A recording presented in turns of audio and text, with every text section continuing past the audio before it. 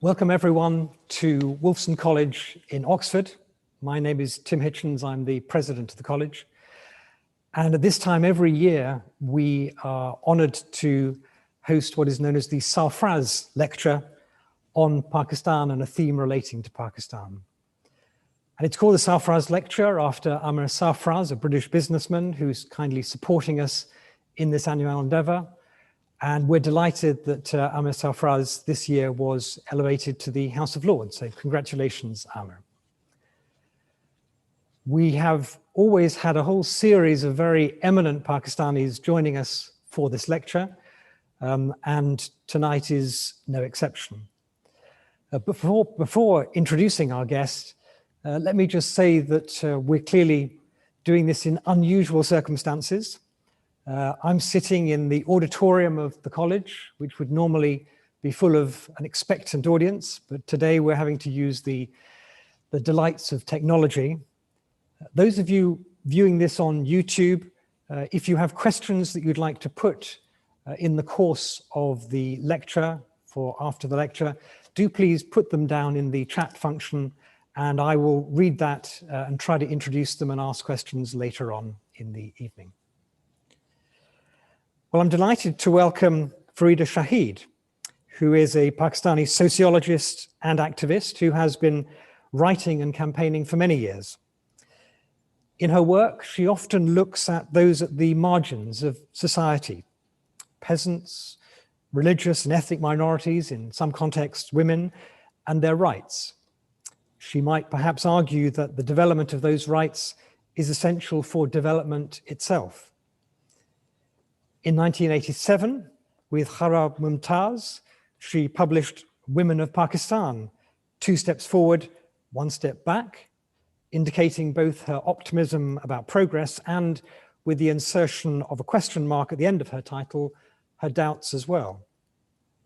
In 2012, she published through Oxford University Press her volume Great Ancestors, describing women who, from as early as the 8th century through to the 1950s, defied and changed the contours of women's lives. Again, she challenged defeatism, as well as a kind of Western condescension, which both pities and oversimplifies the position of women in South Asia. Farida is a campaigner as well as an analyst. She heads the Shirkatgar Women's Resource Center in Pakistan, is a founder member of the Women's Action Forum, which grew to priority and preeminence in the 1980s. And she helps coordinate the international solidarity network, Women Living Under Muslim Laws.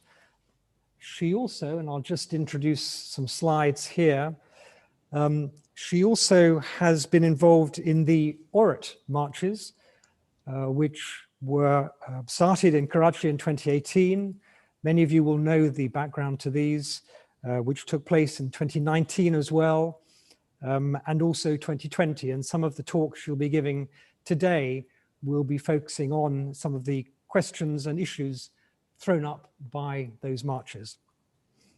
She also has a strong and a wide international reputation, enhanced when in 2012 she was asked to become the UN Special Rapporteur on Cultural Rights, arguing in her report for the recognition of the rights of artistic expression, a factor perhaps as important as the right of journalistic freedom in a country's development.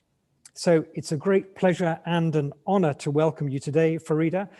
I know that you are nearer midnight than we are, so I'm delighted that you're happy to join us and talk at late hour your time. So perhaps I might start this evening, but just asking, you're talking tonight, the title of your talk is the Politics of Propriety, Feminist Actions, Culture and Cultural Rights in Pakistan. So when you talk about the politics of propriety, what do you mean by that? So thank you, and good evening, good morning, good afternoon, wherever you are. So the term politics of propriety came to my mind after the second Aurat March, which means Women's March, in 2019, but the politics of propriety were already visible in the backlash that we had to the first Aurat March in 2018 in response to slogans that essentially took on social norms rather than laws and practices, and starting with seemingly pretty innocuous homemade placards such as heat your own food, pick up your own socks. There were some more provocative placards, which included a sketch, which we've just seen one of them, with a girl with splayed legs who said, here, now I'm sitting properly. Am I sitting properly? And by now, the famous or infamous, which you already have shown briefly, the slogan and the placard that said, Mera jism, meri marzi, which means my body, my choice, or is translated as that. And this drew the most vitriolic kind of reaction. And the vicious barrage of online attacks that ensued, even in 2018, were often sexually abusive and included threats of physical and sexual assaults. But even the heat your own food led to social media assaults against attacks against female students. And sometimes with these rather weak admonishments to go buy your own food, which really would have been laughable had it not been for the more serious attacks. So just to rewind a little, in 2018, young feminists, helped by older activists, organized the first march in Karachi under a completely new banner, generic, Hum Aurtein, which means us, we women. Thousands joined the march, and they were from all generations, all classes, all genders, and including for the first time, a fairly sizable trans and rainbow activists. And a smaller march in Lahore had more or less the same kind of characteristics. And it is a success, I think, of the 2018 march that inspired people, it fired their imaginations. And I think the success was the energy, the camaraderie, and I believe the humor, the diversity. And so the rallies multiplied in 2019. You had marches taking place in all the major cities and many smaller rallies in remote areas such as Bannu, which most people have never heard of. And this led to the real confrontation that we had. So unlike most women's demonstrations that are for demanding something or against something, protesting against something, Audit March provides a platform for everyone to express whatever they want to say. And all the placards are made individually. And this ranged in 2018 and 2019, both from demanding equal rights, equal payment, labor rights, ending domestic violence, rural women's rights, etc. But all the critics completely ignored this, which was the majority of the placards. And the furious reaction was focused just on a handful of things such as keep dick pics to yourself, a solitary placard which said warm your own bed, which was carried by a trans activist, and the increased presence of Mera Jism Meri Marzi placards and slogans, and variations on the heat your own food and pick up your socks theme. And the lawmakers then joined the condemnation. So members of the national and 2 provincial assemblies demanded that a police case be registered against the organizers. In Sindh, the legislators referred to Article 295A of the Constitution, which is on the deliberate and malicious acts intended to outrage religious feelings through an insult of religion. The Khyber Pakhtunkhwa Provincial Assembly actually did pass a resolution condemning the march as shameful. But if, many, maybe most of the legislators objected to the march, I have to say, there were politicians, including parliamentarians, as well as journalists and those active on social media, male and female, who supported the marchers, and a number of women legislators actually joined the march, most but not all from the opposition parties. At least one police case was filed against the Lahore organizers, but eventually dismissed.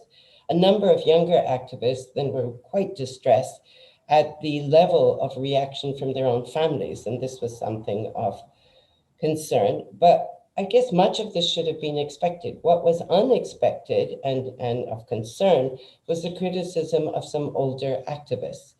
And in 2020, this year, we saw serious attempts to ban the march altogether, and permissions, when granted, were conditional in Lahore, where there was very high opposition and where I'm based. This meant no marching on the main road, being confined to limited one route, which was within police erected barricades. You had metal detectors at the gates. You had a large number of policemen and women, and we weren't allowed to use the ground where we congregated last year next to the main thoroughfare of Lahore. And we were also warned not to have these placards of Mera Jism Meri Marzi, my body, my choice. So what the marchers did was to have a big canopy, which said the same thing, and marched underneath. And the slogans continued. And one placard, someone decided to say, okay, so my body, your will. Are you happy now? Mera jism teri marzi, ab khush. And since then, I have to say every single agency that is routinely vetting our processes as women's organizations, women's groups, for approvals, for registration, they inevitably ask us, were you part of the march? Did you fund the march? And since my organization has been asked this, I know the tone in which it's asked is, oh no, don't tell me you're one of them. Or it's slightly menacing, saying, you know this is going to count as a black mark against your record. So I guess it behooves us to ask, what exactly happened here? Why did we have such violent reactions? Why was the uproar caused by just a few placards? Why were all the other demands ignored? Why did the condemnation conveniently ignore the presence of a substantial number of veiled women in the marches, the diversity of classes, the presence of men of all ages and backgrounds, and even a burqa-clad woman who had her placard, which read, Mera libas, meri marzi, my dress, my choice. Or placards such as, let's come, let's cook food together and things. To me, there are two reasons that I see. One is that the young feminists had catapulted the issue of sexuality, which was previously shrouded in silence, onto the streets in full public view. So older feminists like myself, we have always acknowledged that sexuality lies at the root of patriarchy, but we've never acted upon this publicly and collectively. And linked, but not quite the same thing, is the broader challenging of society's normative gender roles. And so heat your own food or pick up your own socks really can't be called sexual under any kind of regular context, but they relate to gender normativity in specific cultural contexts. So let's consider Mera Jism Meri Marzi, a translation of the My Body, My Choice slogan, which was actually pioneered by reproductive rights activists, starting with abortion, but now used more broadly for bodily rights. The word in Urdu, marzi, however, connotes a will and implies self-determination in all matters relating to the body, including sexual choices. And it therefore hints at desire, which I think is less explicit, if at all present, in the English word choice. The now I'm sitting properly, for instance, could, to me, links the issue of sexuality and gender normative rules. So girls in Pakistan, I'm pretty sure in many other places, are always told when they're growing up, do not sit with your legs apart. And this is why riding motorcycles straddled across the crossbar, as opposed to primly sitting on scooters, is such an issue for girls, but never for boys. And it's not very unlike the side saddle riding seats of women in, long ago, and the absence of a crossbar on bicycles for properly attired skirt-wearing girls and women. So if some of us older activists were really delighted that such crucial issues had finally come to light and been a part of the public arena, and we applauded activists, others criticized the posters and placards as inappropriate, improper. But proper, improper, appropriate, inappropriate are all loaded terms, which are inextricably linked to the notions of propriety. What is deemed proper is considered to be respectable and therefore appropriate. But the real question is, who decides what is appropriate? Who determines what is respectable? And internalized notions of propriety and respectability, to me, are pivotal in maintaining patriarchy. So the activists who were critical of the slogans as improper, as breaching these societal cones of silence, contributed, perhaps unwittingly, to the politics of propriety or respectability. And I say unwittingly because many of them, some of them in any case, have really flaunted all those rules in their own personal lives. But it does underscore to me the tyranny of the normative rules of gender and how strong a hold they have. And countless gendered restrictions, of course, depend on these internalized notions that we have of propriety and respectability, and not on rules and regulations. And in Pakistan, this includes what you wear, where you go, with whom, at what time, what jobs you take, what jobs you're offered, and all the domestic division of labor at home. And as an aside, I have to just say that, feminists who are criticizing these messages as detracting from the real serious issues of grassroots women, of rural women, etc., completely overlook the fact that none of the grassroots women objected at all. And in fact, for we mobilized maybe some 400 plus women and students to come to the marches from poor neighborhoods, from all kinds of diverse backgrounds. Not one of them was upset by this. In fact, they all found the marches really quite exhilarating. So Farida, you've talked there a lot about propriety and the sort of the context of propriety, but where does culture come in? Because traditionalists will often talk about culture as a reason why certain things don't fit in one country, even if they might fit in another. So tell us a bit about how culture and the term culture fits. So for me, the gender culture nexus is as crucial to address as it is difficult. And so when I became the first UN's independent expert on cultural rights, and then the special rapporteur, I was told to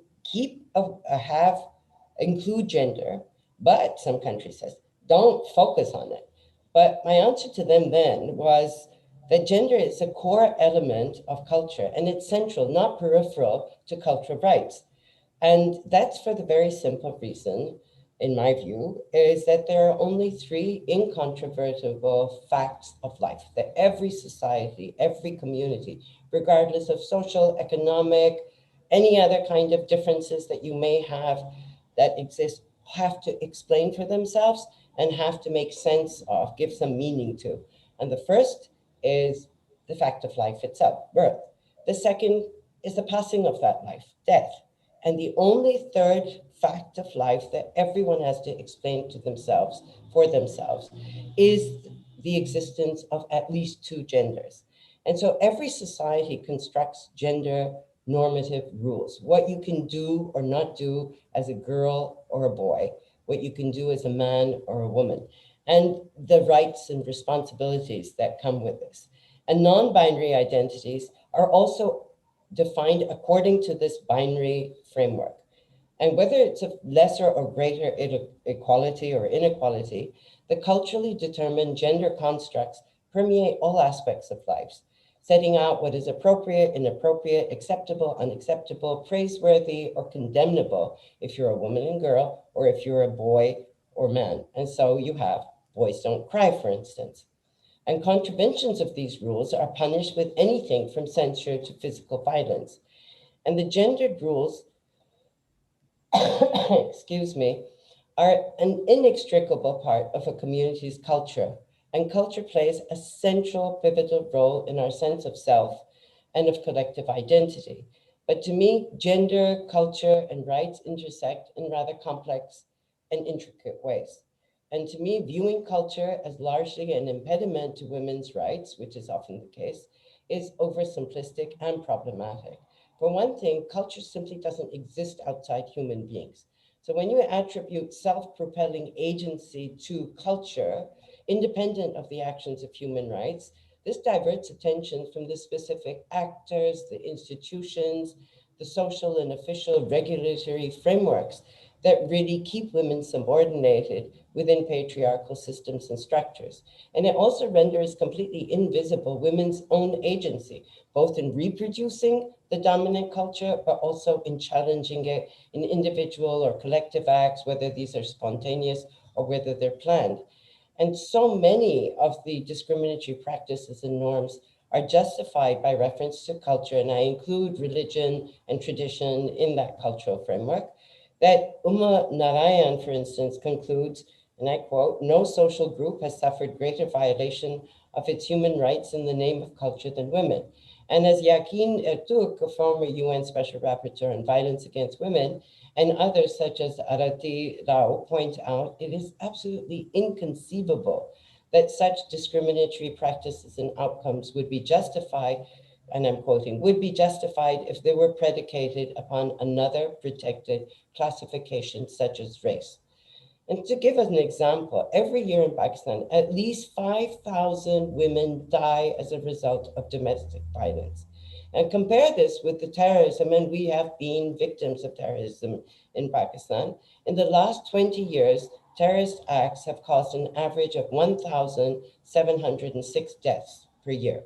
And the maximum death toll of the horrific attacks on the Hazara community was 73, and that was in 2010. So the lack of outrage at women's deaths is because these are normalized. They're part of everyday routines, and they're accepted reality and accepted norms, even by women.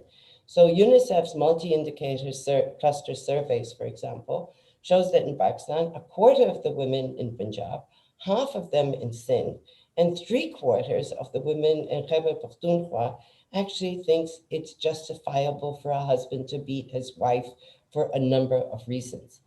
And this is because of cultural socialization.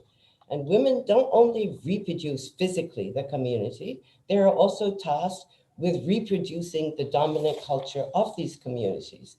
And when women conform to the status quo, the norms of propriety, acceptable behavior, this becomes equated with preservation of culture, our way of life. And any challenge to existing norms and practices becomes a cultural betrayal, a betrayal of us, the community. And so women who contest prevailing norms and practices, to use Narayan's term, become cultural traitors. And women who assert their rights to reshape the contours of their cultural communities face some horrendous disproportionate opposition, including violence, for acts which seem as simple as choosing who to marry, how to dress, where to go, how to sit, or what to say, as we saw in the Aurat marches. And the severity of such reactions, to me, stems from how central gender constructs are to collective community life.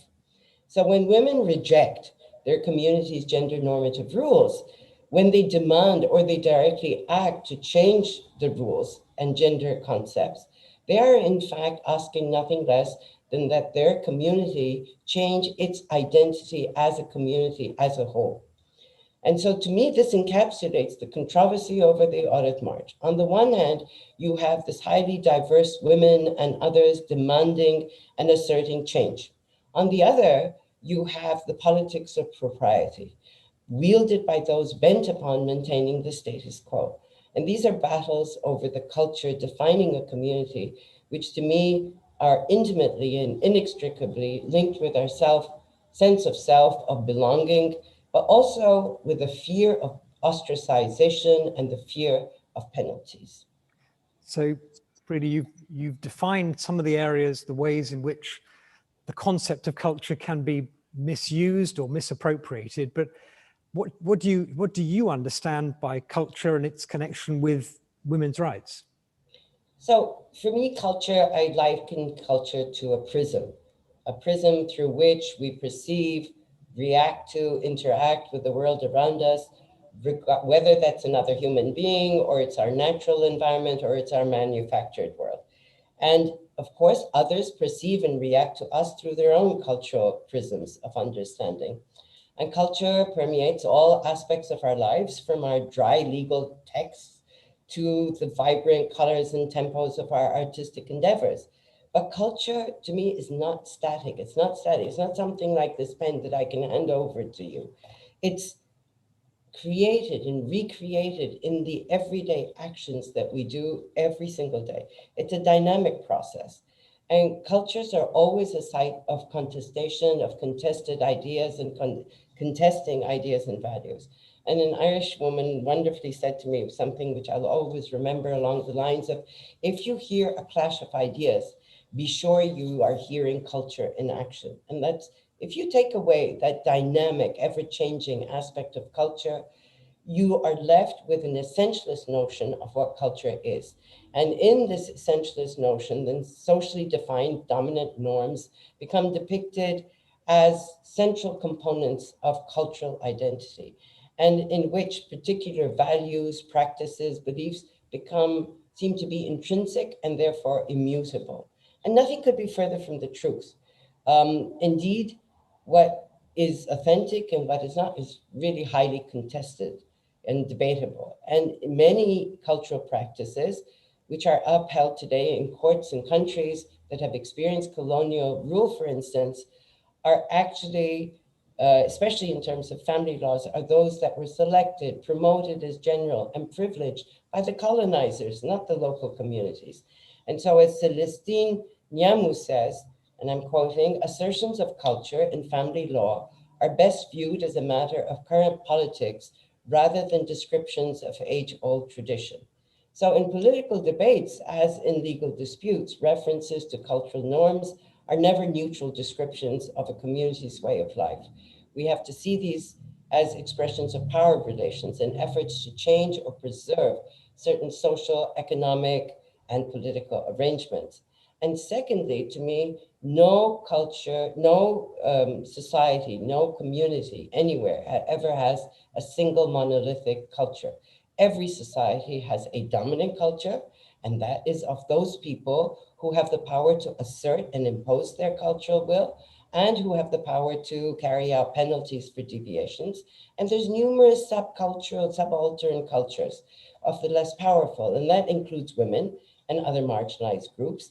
But it also includes youth who very often have their own dynamic, their norms, their values, but they don't think of themselves as outside the community, however the community may be defined. And so culture always relates to power and to those who within a community have the power to dictate the do's and don'ts. And whoever this may be, it's never women. And conferring belonging does not confer equality. So women who are hugely significant or hugely important signifiers of cultural groups simply lack influence to do relevant decision-making processes. They have limited opportunities to shape the communities and societies they live in. And in reality, culture and cultural identities they give rise to are in constant state of flux, of being defined, redefined, and changed, sometimes subtly, sometimes dramatically in response to external and internal factors and underlying structures and dynamics of power. And to me, one of the things to understand about collective identity is that there is no accurate plural of the pronoun I. This me, there's none. Every person has a complex, multifaceted identity that makes each one of us unique, even identical twins. And in contrast to this constantly evolving experiential identity that I have, which is multifaceted, when you have collective identities, these are always constructed by privileging certain markers of individual identities. And this could be ethnicity, descent, language, religion, political conviction. It could be gender, age, professional affiliation, sporting, music interests. It could be geographical or cyberspace interests. But regardless of location or basis, collective identities never encompass all of the characteristics of any individual. And the moment we use the we pronoun, we selectively choose certain aspects of ourselves and suspend everything else to be part of that group. And as soon as we use the pronoun we, it automatically includes a marking of the other, that other who's out there somewhere, who is not us. And very often, sorry, my computer is doing something funny. Okay, I'm back. Okay, sorry, the computer went on the blink. The use of we, as I said, automatically marks the others. And sometimes it tells us also how to behave with those others. And so this may not have very much impact when we're talking about transient identities, such as we in this lecture. But if it comes to the we of a community that defines what we should be doing and the normative rules and practices and norms of propriety for its members, it makes the difference. So some people who work on social cohesion refer to this as a social contract between individuals within a community. And they also speak of the consequences for breaking such contracts. And again, we come back once again to issues of power, of resources, who decides. And as Tove Bolstad, a Norwegian legal scholar, said, and I love her work, and I quote, "All cultures contain spheres in which it is impossible for the members to think that they are thinking wrongly. Things are obvious, self-evident, and natural. And this," she says, "results in zones of self-imposed silences and rules," again, quote, "being adhered to because they are perceived as a moral duty and because they may be sanctioned by, for instance, some people becoming angry if such duties are not performed." And mind you, she was talking about Norwegian society, not about Pakistan at all. And so this is why, as special rapporteur, I proposed a paradigm shift from seeing culture as an obstacle to the human rights of women and girls to demanding cultural rights on the basis of equality, because I'm absolutely convinced that gender equality cannot be achieved until we remove the internalized obstacles imposed by cultural norms. So, Farida, you talk there about cultural rights, which I think is probably a phrase that is new to many people in the audience. How do you define cultural rights? What are our cultural rights? Excuse me. So cultural rights start with the basic right to access, to participate in, and to contribute to cultural life. And access is not limited to only your own cultural life and heritage, but includes the ability to access the cultural life, the heritage, and the creativity of others. And the right to participate, and this is probably one of my first statements as a special rapporteur, includes the right not to participate in any practice, process, activity that undermines human dignity and their rights. And the right to contribute, of course, implies having the wherewithal to do so. So this means the necessary resources, the material conditions, the opportunities to be able to fully explore and develop one's own creative abilities and share this with others. And cultural rights are also about ensuring everyone can simultaneously belong to multiple diverse and changing communities, because we all do. We're not unidimensional. And to be part of as many or as few communities as you want, to leave and join communities and create new communities of shared values around any marker that you want, and do this without fear of punitive actions, including violence of any sort. And the right to take part in cultural life of a specific community includes the right to critique, to challenge, and to reshape its cultural norms. Cultural rights are absolutely not about preserving the past or even the present as it exists today. Not everything we inherit is good, as I and every woman know all too well. So cultural rights also encompass people's rights to help to identify, to interpret, to develop cultural heritage, to decide which parts of cultural heritage are to be kept, which are to be revamped, and which are to be discarded altogether. And the right to cultural heritage, I have to say, is to me not something about the past. It's a pathway to the future. It's less about what happened in the past than how we interpret what happened in the past today. It's about deciding what all of us, what we inherit from the past and what we create today, what is so important that we want to pass it on to future generations and how. And to me, this is especially important for women and other oppressed genders and marginalized groups, because without enjoying cultural rights on the basis of equality with men, women will never be able to enjoy the full compendium of human rights. And so in this sense, I say that cultural rights are empowering, for they provide individuals with control over the course of their own lives and facilitate the enjoyment of other rights and support their right to shape their communities. So you've been involved in the women's movement, feminist movement in Pakistan, well, since the 80s at least. So what does what you're saying mean for those movements today, and how do those movements today differ from, say, the 80s, when people in Pakistan certainly were taking on the Zia administration? So I think, movements arise at particular historical junctures. And so they're always influenced by the specific circumstances, the configurations of power that they confront, especially the character of the state and its attitude, but also the market forces, also national and international politics. in which they emerge and play out.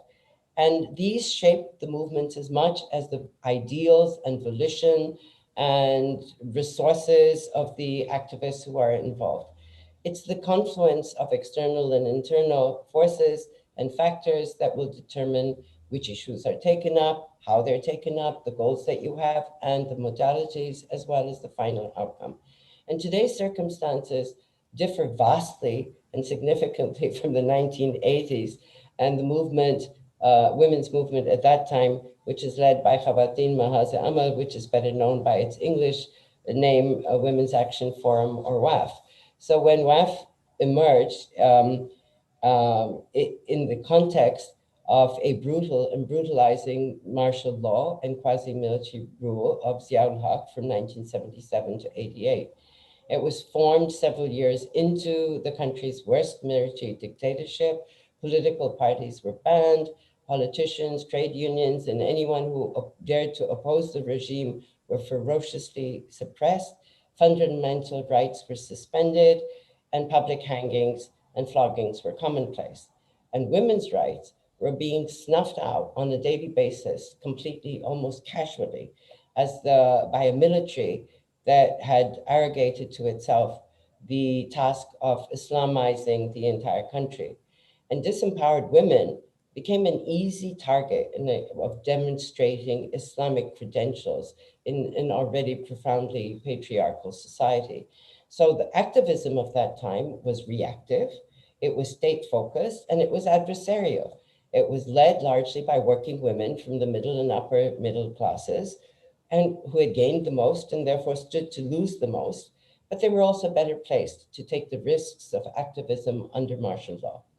And the state's never-ending moves to rescind women's right to push women into chadar and chardibari, which means the chadar and four walls, meant that activism focused on resisting laws and policies. And overturning the infamous Hudud ordinance took us 27 years. So this is not a small thing. It's a fairly large fight that you have to get into. But very few of the state's laws directly impacted the personal lives of these activists.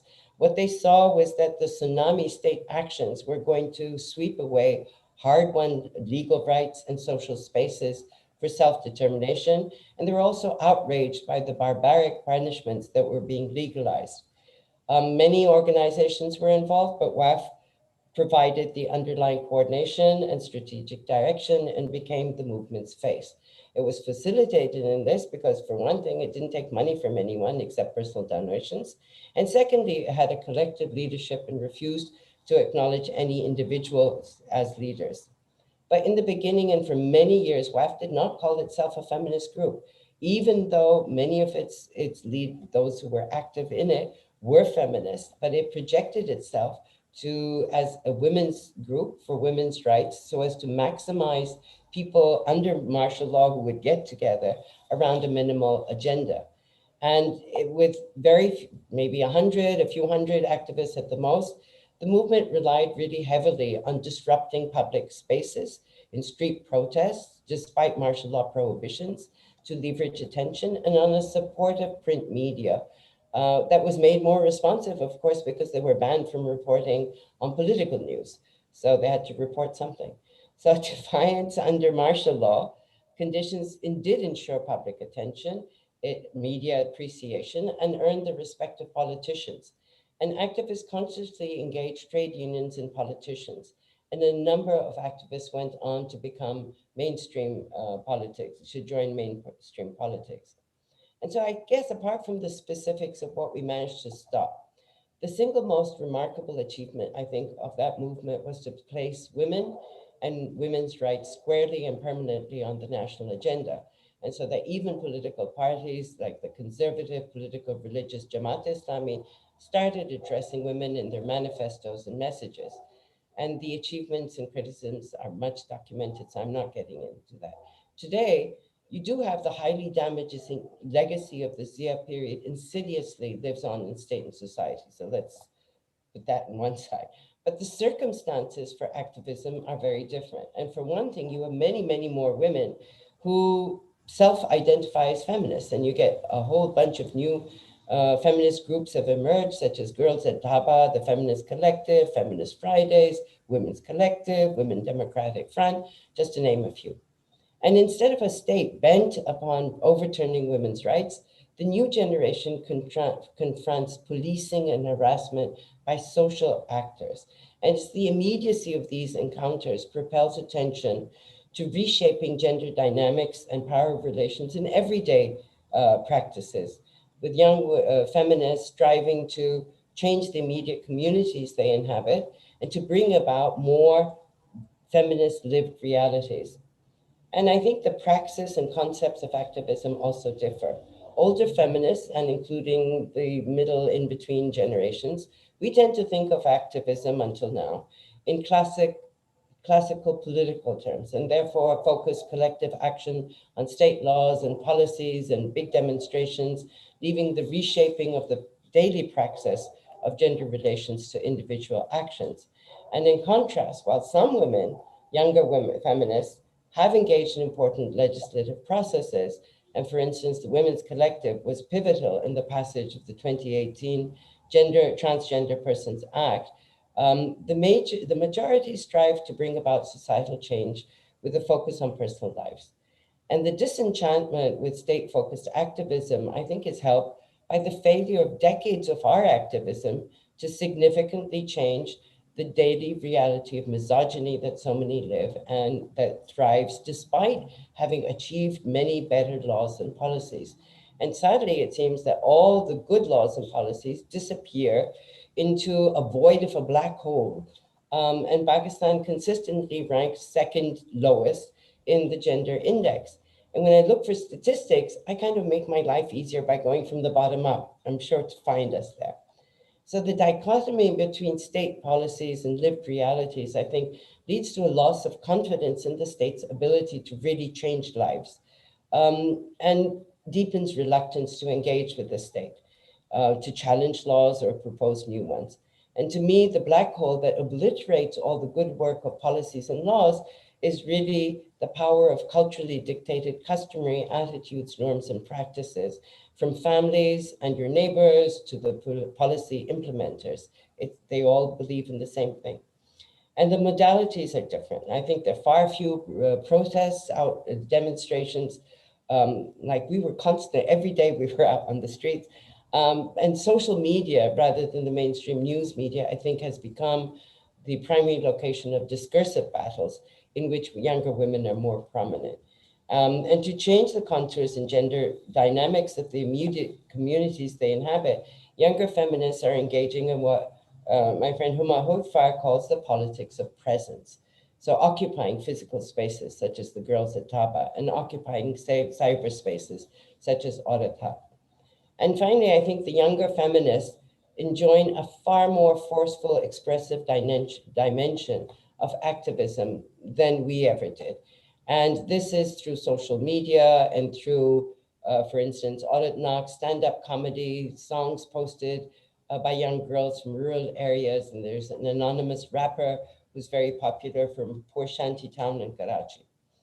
I mean, the cultural activism, I think, fills a crucial gap in early activism because it provides an important counterpoint to the aggressively waged discursive battles of better resourced religious right forces. And winning this discursive battle, to me, is at least as important as making laws and policies gender responsive. And while we did deploy humor, we never had really a fully developed expressive dimension. But interestingly enough, women in the 1930s, for them, changing social norms and concepts of propriety was an integral part of what they did. And women actually formed clubs in cities like Lahore, where new rules of propriety were practiced and promoted, such as public socializing amongst unrelated men and women. So change, in any case, is essential for any movement. And the focus on sexuality, I think, of the younger generation fills an important lacuna of earlier activism. And I think society-oriented activism, which directly challenges the issues of propriety, the wider array of modalities that are being used, These complement the state-focused earlier activism. And some younger feminists, as I said, are actually engaging with the state. One advantage I see of society-focused activism is that it lends itself more easily to spontaneous actions by individuals and small groups outside an organizational framework, and what Amrita Basu calls dispersed feminism. And such activism can dispense with binding structures and the need to secure large amounts of funds. And today, as Pakistan pursues what one journalist has called the art of making dictatorship look like democracy, we do need strategies to address the new challenges of the steady erosion of space for civil society, debate and dissent, and the increasing surveillance of civil society organizations and interference from internet intelligence agencies. And in this, the less formalized structures for societal change may offer an important advantage. But even a dispersed feminism needs something for activists to coalesce around, and transcending small actions to bring about societal change entails its own dynamics and challenges, as was evident in the Olive March. And many women who steered the activism of earlier times, and those who joined in the 90s, continue to be active. And some millennial feminists have joined WAF, but WAF is no longer the face of the national movement. Finally, I think state-focused activism is essential, but state policies, society-focused activism is needed, but you also need to look at the state laws and policies which always impact women's lives in various ways. Let me conclude on the bright side. There is a bright side that the Audit Mark backlash had, which is wonderful and completely unintended outcome, which is the bridging of generations as the younger activists reached out to older ones on how to handle all the backlash that they were facing. And they received moral support and they received some practical advice. And this was reinforced through a national feminist convening that was organized by Shirkatga last year, and many things specifically since then, other actions which focused on intergenerational linkages. But until recently, Audit March was a marvelous annual show, but not more. This changed in September 2020, when the Lahore chief police officer, instead of condemning the gang rape of a woman on the Lahore-Islamabad highway in front of her minor children, made outrageously misogynist statements wielding the politics of propriety, asking, why was she out so late?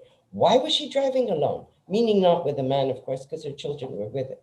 His outrageous statements provoked nationwide protests, and demonstrations were led by Audit March. They were supported by WAF and others. And so reactions to the incident sort of reinforced cooperation and joint actions across generations and genders. And so with the Audit March organizers stepping out of their previous role of once-a-year rallies, Audit March could well provide the leading face of the current movement, providing it with a coalescing tissue through more regular actions.